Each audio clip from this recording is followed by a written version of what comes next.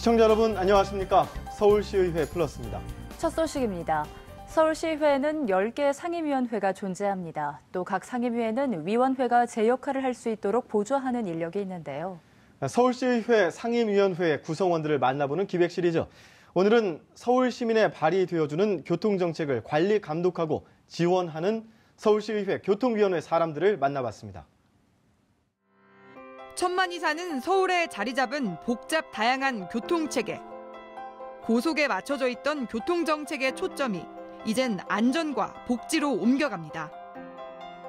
그리고 그 중심에는 서울시의회 교통위원회가 있습니다. 서울시의회 교통위원회는 사람과 환경이 중심이 되는 교통체계를 구축하고 교통안전과 교통복지의 증진을 통해 서울이 교통선진도시로 거듭날 수 있도록 의정 역량을 집중합니다. 교통위원회는 서울시 도시교통본부와 도시기반시설본부 중 도시철도국, 서울교통공사, 시설관리공단의 소관 업무를 관장합니다. 교통위원회는 천만 서울 시민의 교통 편의와 교통 환경 개선을 위해 교통 정책 전반에 관한 사항을 관리 감독하고 지원하는 역할을 하고 있습니다.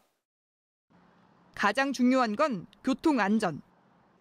특히 최근에는 적은 비용으로 안전 효과를 많이 내는 정책을 도입 중입니다.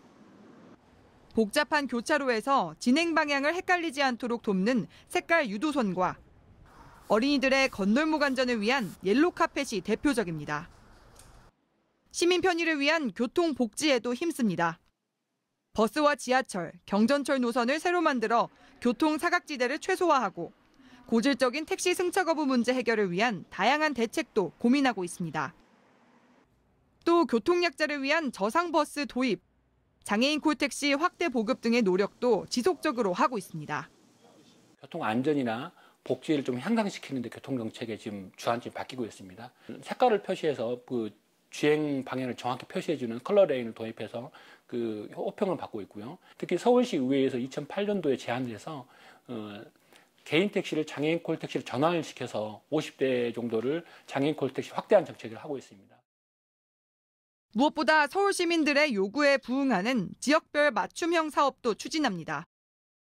주택가 주차난 해결을 위한 그린 파킹 사업을 추진 중이며 공공자전거 따릉이 사업은 이미 시민들의 많은 호평을 받은 바 있습니다.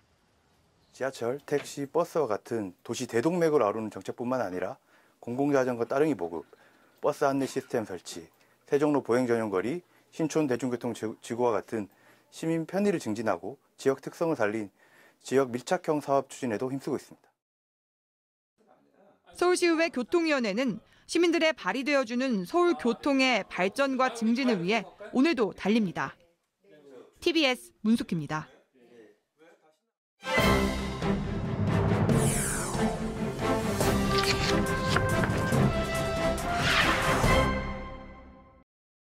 따스한 봄 기운과 함께 가정의 달 5월이 찾아왔습니다.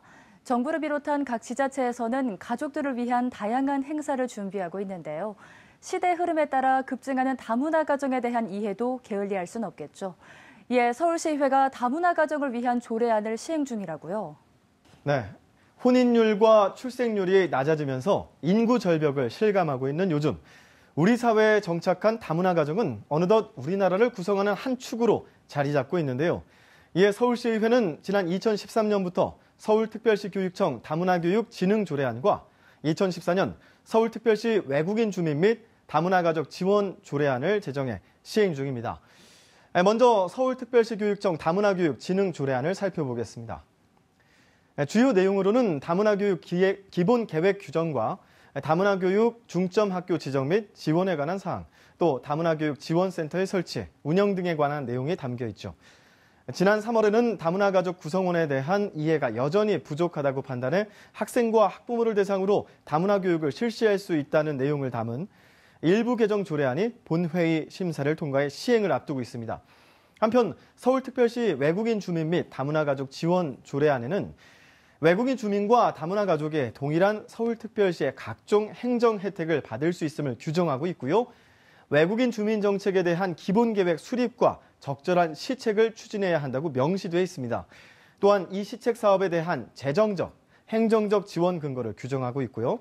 이들을 지원하는 협의회 설치, 운영 근거를 규정하고 있죠. 네, 최근에는 설해마을이나 영등포, 구로구 일대 등 서울 곳곳에서 이국적인 풍경을 쉽사리 볼 수 있을 정도로 외국인 주민과 다문화 가족이 서울시에 터를 잡고 있음을 알 수가 있는데요. 그렇다면 현재 우리나라의 다문화 가구 수는 얼마나 되나요? 네, 통계청에 따르면 2016년 11월 기준 전국 다문화 가구는 31만 6,067가구로 2012년 25만 6,587가구에서 23.1% 정도 늘었습니다. 전체 가구에서 차지하는 비중도 1.5%를 기록했죠. 또한 2008년부터 2015년 사이 출생한 다문화 가정의 자녀는 15만 9,894명으로 집계됐는데요.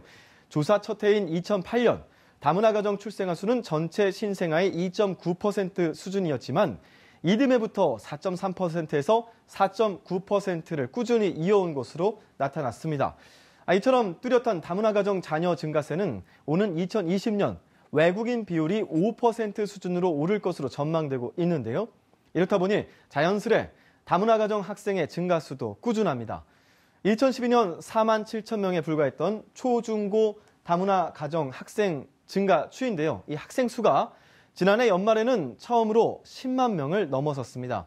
이제 우리 사회에서 다문화라는 말은 다음과 같이 해석하는 게 더 맞는 시대인 것 같습니다. 제가 삼행시를 해볼 텐데요. 오늘 띄워주시죠. 네, 다르지 않으니까 문, 마음의 문을 열고 화기애애하게 함께 지내자. 네, 참 요새 필요한 말이 아닐까 싶은데요. 예. 사회적으로 혼인율과 출산율이 줄어드는 추세인 만큼 이 다문화 가정의 증가가 인구 절벽을 해소할 수 있는 하나의 방법이 되지 않을까 생각이 됩니다. 네. 하지만 여전히 이들이 우리 사회에 적응하기가 쉽지는 않은 상황이죠. 그렇습니다.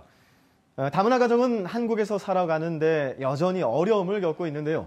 여성가족부, 국가인권위원회 등 설문조사에 따르면 다문화인들이 한국 생활에서 어려움을 느끼는 요소로는 언어, 외로움, 또 경제적 문제 등의 순이었습니다. 특히 우리와 겉모습이 다소 다른 다문화 가정의 자녀에게로 쏟아지는 주위 사람들의 날카로운 눈화살은 다문화 부모들에게는 물론 자녀들에게 큰 상처를 주는데요. 학교 내 옆자리 그구들로부터 날아오는 견딜 수 없는 편견과 차별을 상처로 꼽은 아이들도 16.1%나 됐다고 합니다. 이 다문화 가정의 부부간 문제를 살펴보면요. 서로 다른 문화에서 성장한 남녀가 물설고 낯선 대한민국 땅에서 부부로 만나 한 지붕 아래 가정을 꾸리고 살다 보니 언어 소통의 불안정함은 물론 문화 차이에서 기인한 가족 불화나 가정폭력 같은 비극적 상황이 발생하게 되고 크고 작은 갈등들이 쌓인 나머지 별거나 이혼 등의 위기 상황에 몰린 가정들도 늘어나고 있습니다. 이에 서울시는 치유해야 할 사회 문제로 인식하고 공무원을 대상으로 다문화 이해교육 실시, 결혼 이민 여성의 취업, 창업을 지원하는 등 다문화 가구에 대한 지원을 늘려가고 있습니다. 외국인 주민과 다문화 가구에 대한 직접적인 지원 못지않게 중요한 것이 바로 편견과 차별 없는 사회를 만들기 위한 인식의 변화겠죠. 가정의 달 5월을 맞아 가족의 의미와 더불어 사는 삶에 대해 다시 한번 생각해보는 계기가 되길 바랍니다.